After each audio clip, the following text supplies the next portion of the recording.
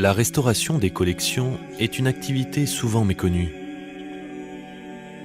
Ces dernières années, deux œuvres majeures datant de la fin du XVe siècle ont fait l'objet d'une restauration, dont une Vierge remarquable en pierre polychrome. Notre-Dame de Grâce.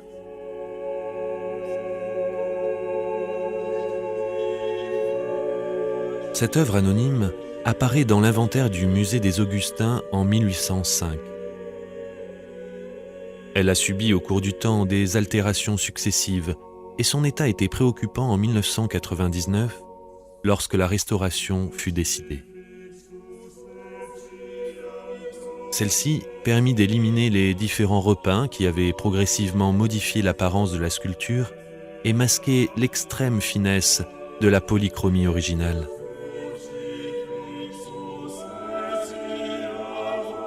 Moins subtil que la peinture d'origine, un premier repeint, assez fidèle, fut réalisé au cours du XVIe siècle, sans doute pour rafraîchir une polychromie légèrement usée.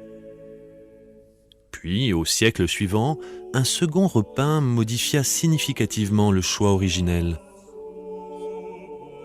La tunique de l'enfant devint jaune et le manteau de la Vierge rouge. L'or, sans doute pour des raisons financières, fut remplacé par de l'étain ou un autre alliage. Le troisième, au XVIIIe siècle, s'éloigna encore davantage de l'original avec l'apparition d'un décor de bandes colorées rouges et vertes dont on ne connaît pas le motif exact. Enfin, le quatrième repeint simplifia la polychromie et alourdit considérablement la sculpture qui était alors fort loin des intentions premières de l'artiste.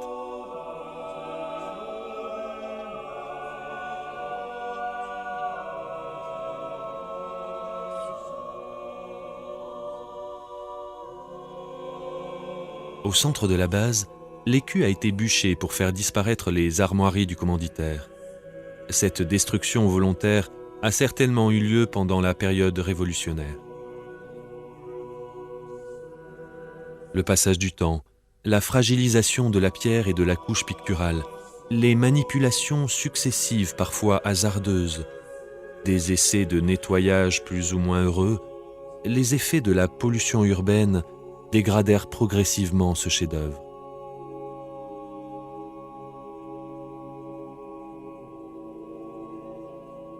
Commença alors l'extraordinaire aventure d'une restauration minutieuse. L'élimination des repeints et la mise en lumière de ce qui subsiste de la polychromie originale permettent aujourd'hui de rendre compte de la qualité esthétique insigne de l'œuvre. En 2005, Notre-Dame de Grâce est enfin rendue au public dans toute sa splendeur.